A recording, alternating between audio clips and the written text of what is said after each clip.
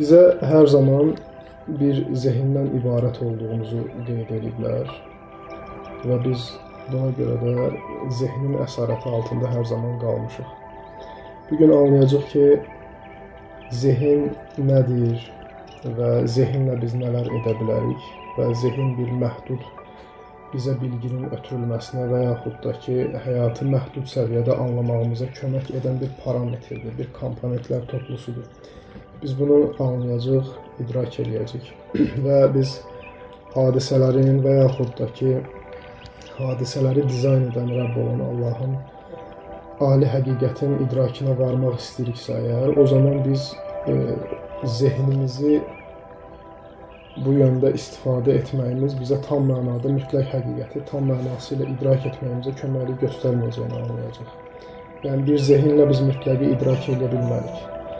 Biz zehinlə sadəcə olaraq mütləqin bir nisbi komponentini, nisbi hissəsini başa düşə bilərik. Zehin hadisələri necə anlayır? Zehin hadisələri elə anlayır ki, o hətta özünün zehin olduğunu belə idrak edə bilmir. Çünki zehnin nəyinsə anlaması üçün mütləq şəkildə bir görsəl olmalıdır. Onun bir görsələ ehtiyacı var. Və zehin ümumi biz əgər zehinə bir belə deyək, don geyindirərək anlamağa çalışsaq, biz görərik ki, zehni bir varlıq kimi bir təsəvvür edə bilmərik. Biz zehni bir proses kimi, bir komponentlərin toplusu kimi adlandıra bilərik. Çünki zehnin özü 4 komponentdən ibarətdir. Bunlar hansı komponentlərdir? Bunları biz adlandıra bilərik birinci komponent olaraq yaddaş. Yəni, zehin bir yaddaş komponentindən, yəni keçmişdən ibarətdir. Keçmişə bizim inanclarımız, bizim qorxularımız, bizim təcrübələrimiz, bizim öyrəndiklərimiz, travmalarımız daxildir və zehinimiz daima keçmişdən qidalanır. Yəni, sən əgər öz daxili dünyanda bir qala hörürsənsə və bu qalanın hörülməsi üçün sənə təməl daşlar lazımdır. Sən bu daşları inşa etməyin üçün keçmişdən götürürsən. Yəni, həmin o keçmişdən götürdüyün daşlar sənin gələcək adlı illüziyanda zehnin tərəfindən bir formalaşdırılan bir, belə deyək, bir qala hörəcək. Və sən bu təməl daşlarını keçmiş travmalarından götürdüyünə görə, yaşadıqlarından, təcrübələrindən götürdüyünə görə də sənin gələcək illüziyan sənin xoşuna gəlməyə bilər. Çünki o daşları sənə sunan, sənin o inanclarını formalaşdıran, sənin şuuraltını formalaşdıran ətraf mühit amilləri olur.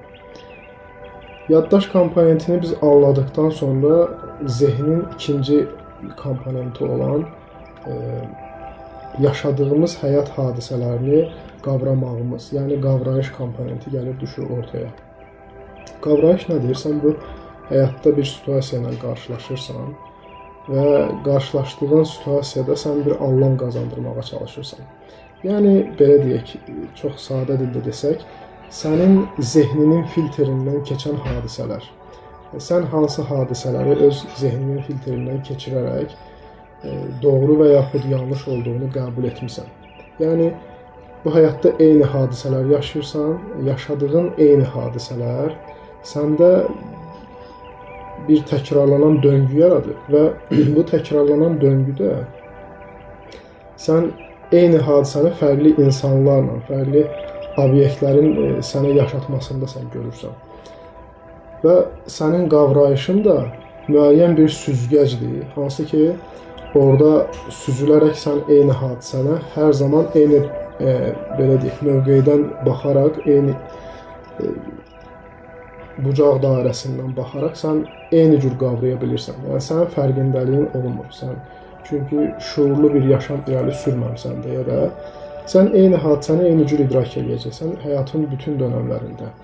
Və hadisəni də eyni aspektdən qəbul eləməyin sənin artıq həmin hadisənin təkrarlanan döngüsünə düşməyi gətirib çıxardır. Yəni, əgər sən zehinlə yaşayırsansa, əgər sən, belə deyək, zehnin idarəsi altında sən bir həyat sürürsənsə Və sən bir həyat hadisəsini yaşayanda orada gəlir üçüncü komponent. Yəni zehnin üçüncü komponenti gəlir düşür ortaya. Üçüncü komponent nədən ibarətdir? Ondan ibarətdir ki, burada bir şərh verilir.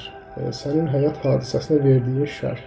Yəni sənin zehin babından onu analiz etməyin, doğru və yaxud yanlış olaraq algılamağın və yaxud da ki, sənin həmin həyat hadisəsinə belə deyək, təhlükəli və yaxud da ki, təhlükəsiz donu geyindirməyin və yaxud da ki, sən yaxşı, pis, doğru, yanlış, yəni bu kimi duallıq qiyafələrini sənin həmin həyat hadisəsinə geyindirərək öz şərhini verməyindən ibarətdir. Bu da sənin indiki anda, yəni indinin filtrindən keçirməyinə gətirib çıxardır həmin həyat hadisəsini. Və sən indinin filtrindən keçirdiyinə görə də yenə də sən zehin aspektində yaşamış olursan.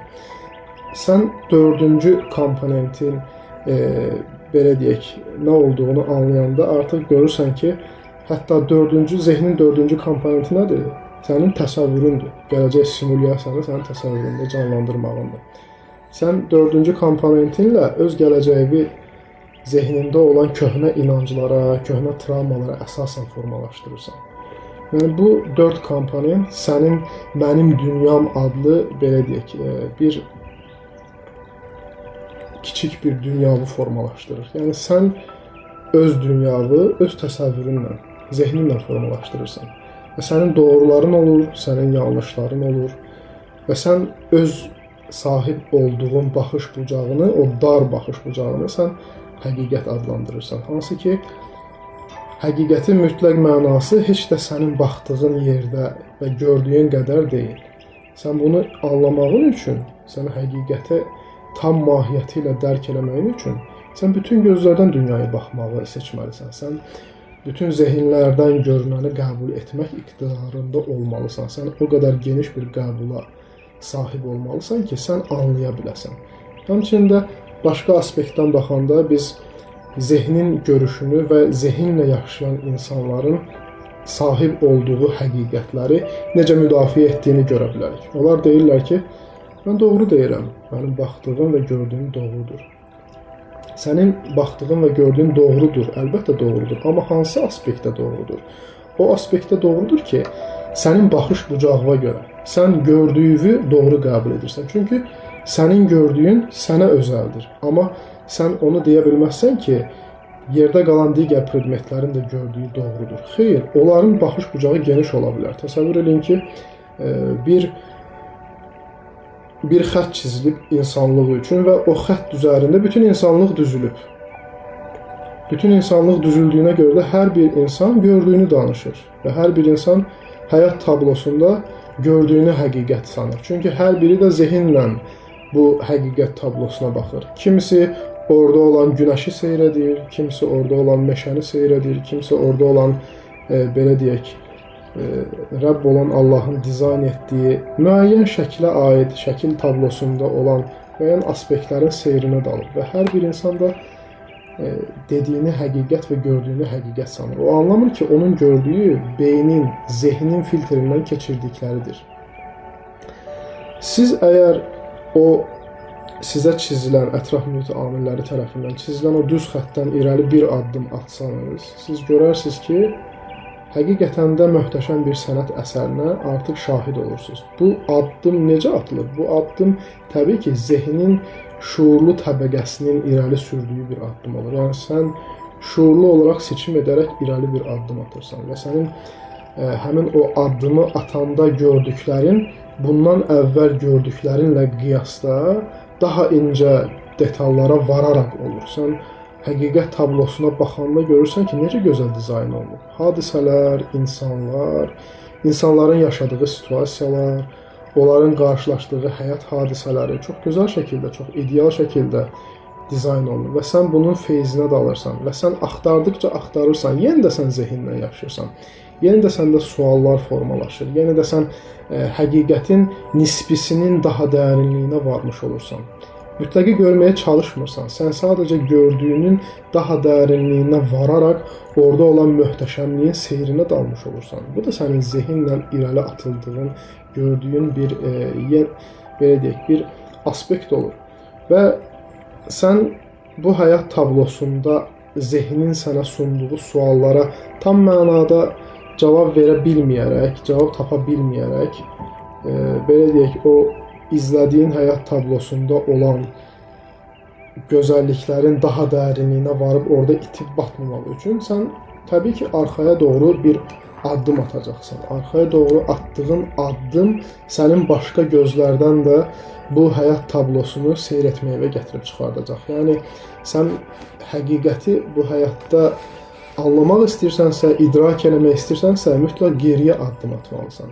Zehnin hüdudlarından kənara çıxmalısan. Zehnin sənə sunduğu filtrlənmiş, belə deyək, məlumatları sən mütləq olaraq qəbul etməməlisən. Sən insanların baxış bucağını öyrənməyə çalışmalısan. İnsanların fərqindəliyini, insanların həyat hadisələrinə verdiyi təfsiri sən idrak etmək istəyəcəksən. Buna görə də sən həyatın bir dönəmində kitablara yönəlirsən. Kitablara yönəlməyin nədir? Kitablara yönəlməyin kitabın yazarının düşüncəsinə və onun həyata baxışına sənin dalmağın, baxmağın, onun gözündən dünyanın, onun gözündən həqiqətin necə göründüyünün idrakına varmağın deməkdir.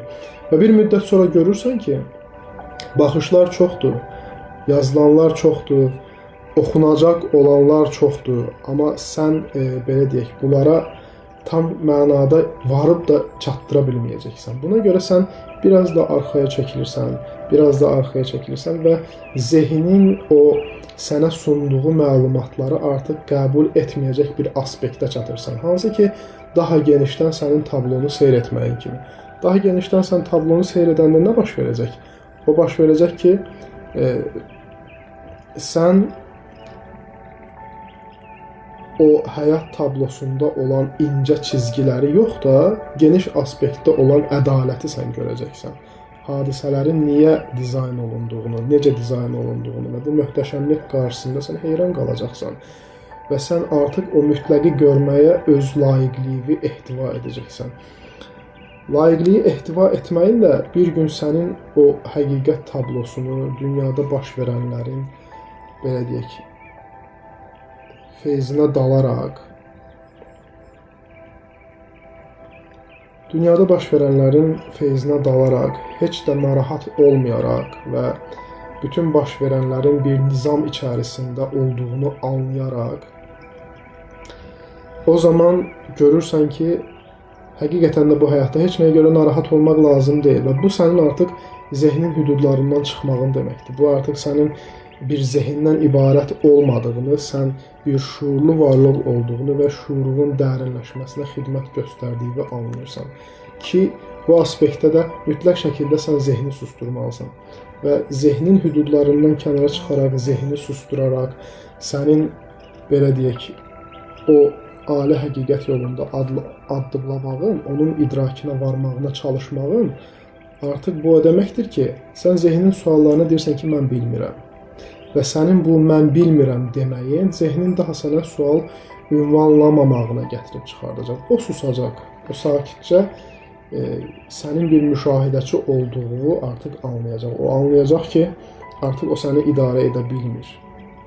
Və sən zehnin idarəsindən çıxsan, o zaman sən xoşbəxt ola bilərsən. O zaman sən keçmişdən və gələcəkdən azad ola bilərsən. Çünki keçmiş və gələcək nə edir sənə? Keçmiş və gələcək səni yalnızca və yalnızca simulyasiyaya bağlı saxlayır. Yalnızca sən narahatlıqlar içərisində var olursan.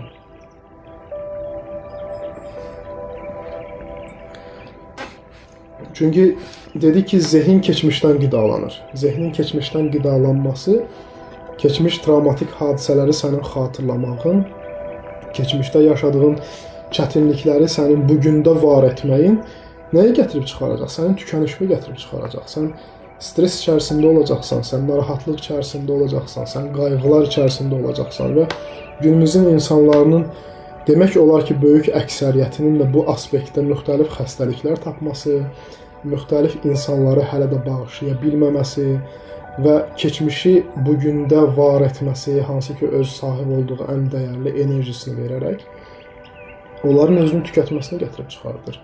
Ona görə də orta yaş civarı aşağı düşür. Çünki sənin bu həyatda stresli yaşamağın nəyə gətirib çıxardır? Ona gətirib çıxardır ki, sən öz enerjini tükətirsən. Sən öz nəfəs ritmini başlayırsan ritmdən çıxarmağa. Sən düzgün tənəffüs eləyə bilmirsən və bu da səndə müxtəlif xəstəliklərin yaranmasına gətirib çıxardır. Həmçinin keçmişdən sıyrıla bilmədiyin kimi gələcəyi illüziyasında sən qurmağa çalışırsan. Gələcəyi dizayn etməyə çalışırsan. Hansı ki, memarı olmadığın bir gələcəyi. Çünki sən gələcəyin inşasında sadəcə olaraq bir fəhlə olursan. Niyə görə fəhlə olursan memar olmursan? Çünki burada sənə təqdim olunan tikinti materialı keçmişdən gəlib. Keçmişin tikinti materiallarıdır. Və bu tikinti materiallarını sən gələcəyin inşasına sərf edirsənsə, o deməkdir ki, sən yaşadığın keçmişi gələcəkdə də yaşamağı özüvə rəva bilirsən və özüvə keçmişi sənin bugünə daşımağın, keçmişi sənin bugündə var etməyin, gələcəyi də hətta keçmişin o belə deyək təməl daşı ilə sənin hörməyin gətirib çıxardacaq sənin razı olmadığın bir gələcəyin inşasına. Və sən bu gələcəyin inşası ilə öz narazı gələcəyini qurmuş olacaqsan. Narazı gələcəyini qurmağın artıq gətirib sənin şuur səviyyənin aşağı düşməsinə çıxardacaq. Çünki sən narahat olacaqsan ki, nəyə görə mən belə bir gələcək yaşadım? Çünki sən bu gələcəyi özünə layiq bildin. Çünki sən bu gələcəyi öz həyatına özün inşa etdin bir fəhlə olaraq. Sən bunun idrakinə vardığın an, sən anlayırsan ki, mən gələcəyin memarı ola bilərəm. Necə memarı ola bilərəm? Elə memarı ola bilərəm ki, mən artıq sahib olduğum gələcəyi keçmişin daşları ilə hörməyəcəm. Təşəkkür edirəm hədiyyəyə görə. Mən gələcəyi öz istədiyim kimi hörəcəm. Öz istədiyim kimi mən gələcəyimi inşa edəcəm. Bu yolda artıq sən yeni gələcək hörmək üçün tikinti materialları istehsal etməyə başlayırsan. Buna görə də sən necə edirsən bunu? İnanclarını dəyişərək. İnanclarını dəyişməyin, travmalarını bugündə yaşatmamağın, qorxularını bugünə daşımamağın. Bu o deməkdir ki, sən istədiyin təməl daşını, istədiyin tikinti materialını özün hazırlayırsan. Kərpici sən özün kəsirsən. Təşəkkür edirəm hədiyyəyə görə. Və sənin qorxular üzərində hördüyün o gələcək sənə gözəl bir gələcək vəd etmir. Buna görə də həmin o içərisində olan, içərisində tikdiyin, daxili dünyanda hördüyün o gələcəyi sən artıq nə edirsən? Sən onu məhv edirsən və yəni dağıdırsan, doğru dildə desək.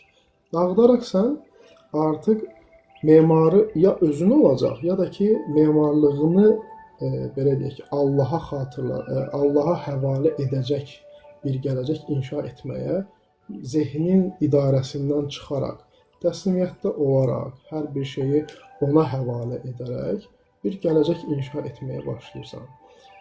Deməli, burada nə baş verir? Burada o baş verir ki, var olan hər şeyi yaradana həvalədən gedir söhbət. Bu da sənin təslimiyyətdə olmağın deməkdir. Heç nəyə görə narahat olmamağın, dünyanı tutub saxlamamağın deməkdir.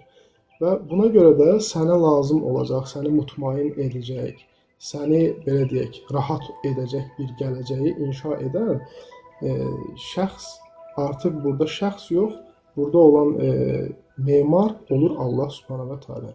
Buna görə də sən hətta memarlığı öz üzərinə də götürməməlisən. Çünki sən bilmirsən sənin üçün necə bir gələcək xeyirli olacaq.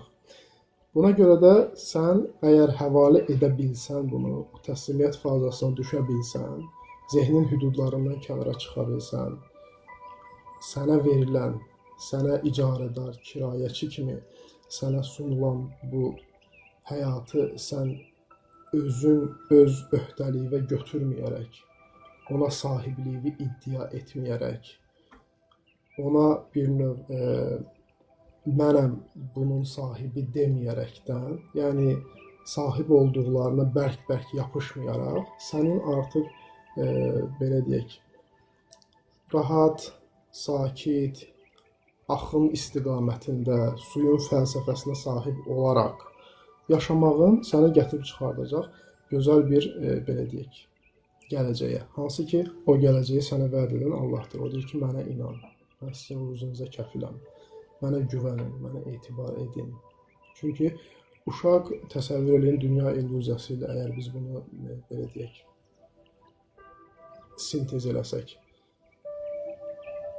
uşağın öz gələcəyini düşünməyi nə qədər vacib ola bilər, nə qədər lazımlı ola bilər və yaxud da ki, ananın, atanın bir valideyn olaraq onun üçün inşa edəcəyi gələcək nə qədər vacib ola bilər, nə qədər lazımlı ola bilər. Təbii ki, burada dünya görmüş, dünyanın idrakinə varmış bir ananın, bir atanın onun üçün inşa edəcəyi, onun üçün düşünüb, daşınıb bir qərara gələcəyi bir gələcək onun üçün daha xeyirli ola bilər. Çünki artıq o gələcəyin nə olduğunu anlayır, hansının övladı üçün xeyirli olduğunu, hansının övladı üçün zərərli olduğunu bilir.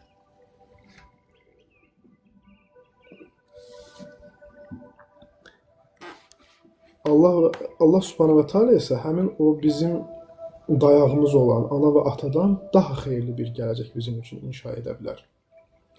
Və sənin bu aspektdə irəli çıxaraq özün üçün nəyisə inşa etməyinə də ehtiyac qalmır.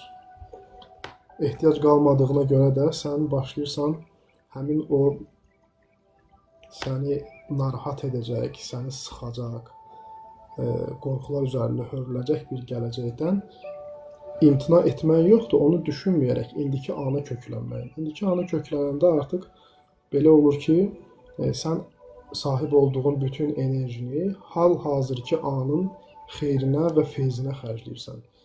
Burada bir nəfsani xərcləyişdən söhbət gedə bilər. Burada bir ruhani xərcləyişdən də söhbət gedə bilər. Sahib olduğun enerjini. Baxır ki, sən o enerjini bugün hara xərclədin? Əgər sən gələcəyin möhkəm təməllər üzərində qurulmağını istəyirsənsə, o zaman sən sahib olduğun o enerjini bugün ruhani yola xərclə.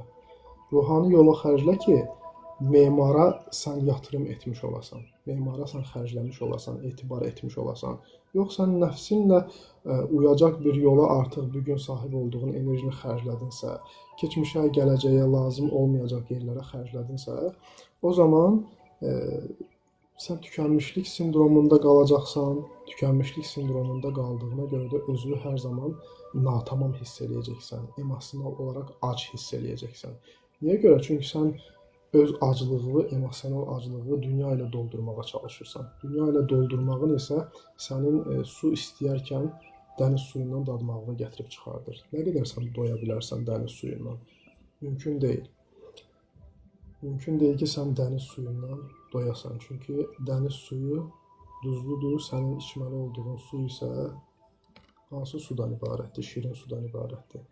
Sənə zaten bu həyatda içməli olduğun qədər su səni yaradan, küllü kainatı yaradan tərəfindən sənə verilib. Sən onu iç və lazımı olan o məqama çat.